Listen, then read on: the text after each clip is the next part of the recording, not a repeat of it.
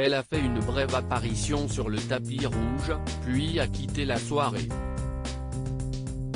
Le 12 mars dernier se tenait à l'Olympia la 46e cérémonie des Césars, présidée cette année par Marina Foïs. Au programme, humour, prise de position engagée, coups d'éclat, mais aussi, une absence très remarquée, celle de Roselyne Bachelot.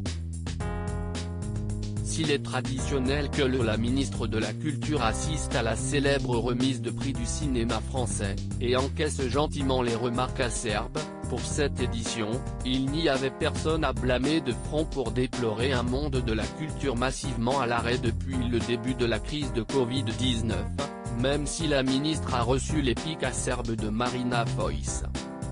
Absente des Césars 2021, Roselyne Bachelot semble toutefois avoir suivi de loin cette cérémonie, avec laquelle elle n'a pas été tendre mardi 16 mars au micro de RTL.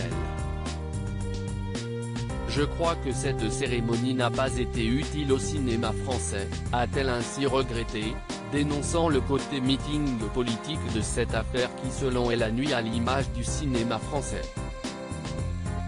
Le cinéma, si est une industrie.